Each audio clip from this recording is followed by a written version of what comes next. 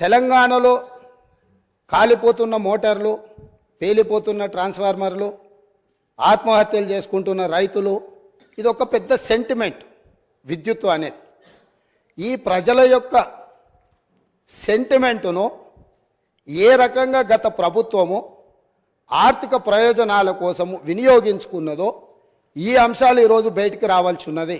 అందులో భాగంగానే ఛత్తీస్గఢ్ ఒప్పందం.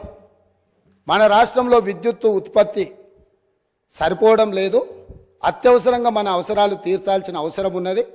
కాబట్టి ఏ టెండర్లు లేకుండానే డైరెక్ట్గా మేము ఆ ఛత్తీస్గఢ్ ప్రభుత్వానికి సంబంధించిన ప్రభుత్వ సంస్థతో తెలంగాణ రాష్ట్ర ప్రభుత్వం డిస్కాంలు ఒప్పందం చేసుకుంటున్నాయని ఆ రోజు ఇదే సభలో ఈ ఒప్పందాలతో వేల కోట్ల రూపాయల భారం పడబోతుంది, ఈ భారాన్ని తెలంగాణ ప్రజలు భరించలేని పరిస్థితికి దారితీస్తుంది, ఈఆర్సీ ముందల మేము ఫిర్యాదులు చేయడమే కాకుండా మా వాదనలు వినిపించినాం.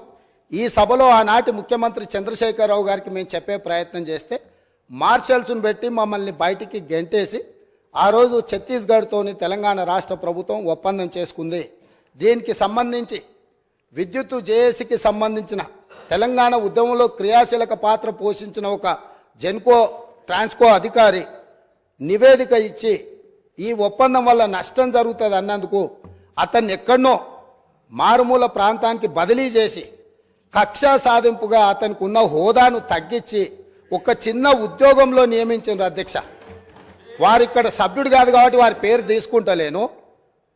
సంస్థలో పనిచేస్తున్న ఉద్యోగి అనుభవంతో తెలంగాణ ఉద్యమంలో విద్యుత్తు జేఏసీని క్రియాశీలకంగా ముందుకు నడిపించి ఉద్యమంలో ముందున్న వ్యక్తిని తెలంగాణ రాష్ట్రం వెంబడే శిక్షించి ఎక్కడో మారుమూల ప్రాంతానికి బదిలీ చేసి ఉన్న హోదా కంటే అతనికి డిమోషన్.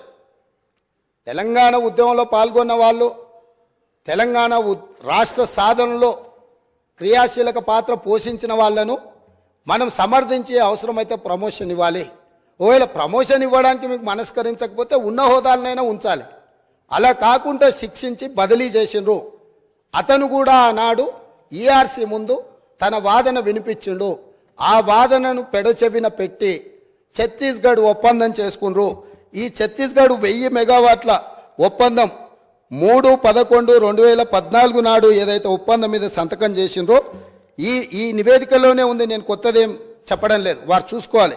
పేజీ నెంబర్ 11, 12లో ఉన్న వాటిని. అసలు ఈ విద్యుత్తు వినియోగించినా వినియోగించకపోయినా అదేవిధంగా విద్యుత్తును రవాణా చేయడానికి వినియోగించాల్సిన కారిడార్ను పర్మనెంట్ ఒప్పందం చేసుకోవడంతో విద్యుత్తు సరఫరా అయినా కాకపోయినా దాదాపుగా 1362.424 కోట్ల రూపాయలు ఈరోజు ప్రభుత్వం మీద భారం పడ్డది. ఆ విద్యుత్తు కొనుగోళ్లలో ఆనాడు కేంద్ర ప్రభుత్వము మనకు తక్కువ ధరకు విద్యుత్ ఇవ్వడానికి సిద్ధంగా ఉన్నా పెడచెవిన పెట్టి మీరు మీ ఆలోచనతో మీ అవగాహనతో మీకు ఎలాంటి ఉద్దేశాలు ఉన్నాయో నాకు తెలియదు. ఆ ఉద్దేశాలు ఈరోజు విచారణతో బయటికి రావాలి. కాబట్టి రేపు జరగబోయే జ్యుడిషియల్ ఎంక్వైరీలో ఛత్తీస్గఢ్తో తెలంగాణ రాష్ట్ర ప్రభుత్వం చేసుకున్న ఒప్పందాల మీద 100% విచారణకు ఆదేశిస్తున్నాము. ఈ ఛత్తీస్గఢ్ 1000 మెగావాట్ల విద్యుత్తులో జరిగిన కుంభకోణము, నిర్లక్ష్యము, ఈరోజు ఛత్తీస్గఢ్లో ఏవైతే కేసులు నడుస్తున్నాయో ఈరోజు వాళ్ళు ఫిక్స్డ్ కాస్ట్ వేరియేషన్ కాస్ట్ని లెక్కలేసి వాళ్ళు ఏ అదనంగా అడుగుతున్నారో ఏ పరిస్థితులు ఉన్నాయో అక్కడ ఛత్తీస్గఢ్ ఈఆర్సీ ముందలో జరుగుతున్న కేసులు ఏమున్నాయో వీటన్నిటిని పూర్తి స్థాయిలో విచారణ చేయడం ద్వారా మొత్తం వాస్తవాలను బయటకు తీయాల్సిన అవసరం ఉంది. ఛత్తీస్గఢ్ ఒప్పందం మీద ఈ ప్రభుత్వం విచారణకు ఆదేశిస్తుంది అధ్యక్ష. నేను తెలంగాణ రైతాంగాన్ని కోరుతా ఉన్నా, ఇంతమంది దగ్గర ఇన్ని అంచెలలో ఉన్నటువంటి పెత్తనాన్ని పీకేసి గవర్నమెంట్లో ఉన్న అధికారాన్ని తీసేసి నీ భూమి మీద ప్రభుత్వం నీకే అధికారం ఇచ్చింది, నీ సంత బొడనవేలుతోనే మారేటువంటి అవకాశం పెట్టింది. లేకపోతే ఎవరు కూడా దాన్ని మార్చలేరు అధ్యక్ష. ఏ ఒక్క వ్యక్తి మార్చలేడు. బీఆర్ఓ లేడు, ఉన్న గిరిదావర్ కానీ, ఎంఆర్ఓ కానీ, ఆర్డీఓ కానీ, కలెక్టర్ కానీ